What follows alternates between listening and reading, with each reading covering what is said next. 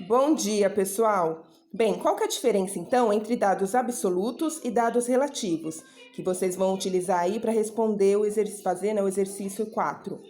Bem, basicamente, vou dar um exemplo aqui bem simples. Os dados absolutos são dados brutos, que eu faço uma pesquisa, por exemplo, pegando algum dado, seja de população, seja de máquinas, número de funcionários, enfim, eu vou pesquisar alguma coisa e eu faço a contagem total desses itens e apresento.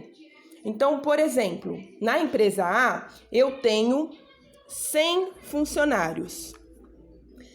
E aí eu quero saber na minha pesquisa, separado por gênero, então quantos desses funcionários são homens e quantos são mulheres. Então nessa empresa A, dos 100 funcionários, 60 são homens e 40 são mulheres.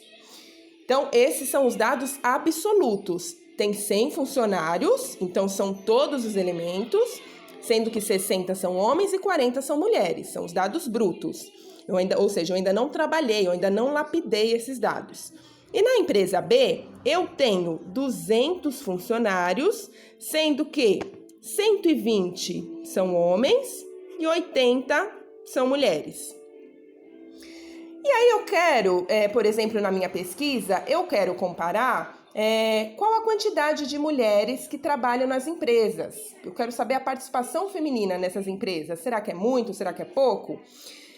Com o dado absoluto, eu chego na conclusão de que na empresa A tem 40 mulheres e na empresa B tem 80 mulheres. Então, em número absolutos, a empresa B tem uma participação feminina maior. Mas porque tem mais funcionários, né? Então, tem mais mulheres. Será que na comparação desses dados eu chego numa resposta satisfatória? Não, né? Porque são grandezas diferentes, né? Eu estou trabalhando, ou melhor, as grandezas são iguais, né? O que é diferente é o número de funcionários. Então, eu não estou falando da mesma coisa.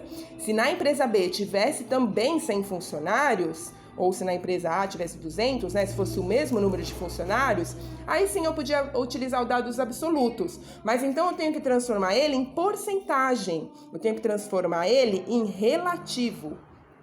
Então, vamos transformar. Então, na empresa A, eu quero saber o número de mulheres, né? Então, eu pego 40 mulheres, divido pelo total, que são 100 funcionários, e faço vezes 100%.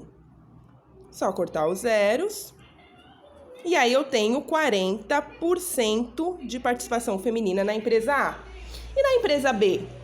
Bem, vai lá de novo. Quantas mulheres são? 80 mulheres. Eu divido pelo número total de funcionários, que no caso é 200, e faço vezes 100%. Corto os zeros. 80 dividido por 2, 40% de participação feminina também. Ou seja, agora eu estou falando da mesma coisa, né? Agora eu posso comparar os dados. Por quê? Porque eu estou falando em porcentagem, dados relativos. Proporcionalmente, quantas mulheres eu tenho agora na empresa A? Eu tenho, do total, 40% de mulheres. E na empresa B, também 40%. Ou seja, eu chego na conclusão que tanto na empresa A quanto na empresa B, eu tenho a mesma quantidade de mulheres em dados relativos. Só que agora eu quero que vocês façam uma comparação entre os países, né? Eu coloquei aí a Itália e o Brasil. Então, eu quero que vocês, né? Eu dou aí para vocês, né? O número total de habitantes, então os dados absolutos, o número total de habitantes na Itália, o número total de habitantes do Brasil. E aí, eu ponho alguns dados relativos. Então, eu estou falando de vida humana. Então, será que 1% de milhões de habitantes é muito? É pouco? Né? Eu estou jogando aí, nesses dados, né, na estatística, uma questão moral.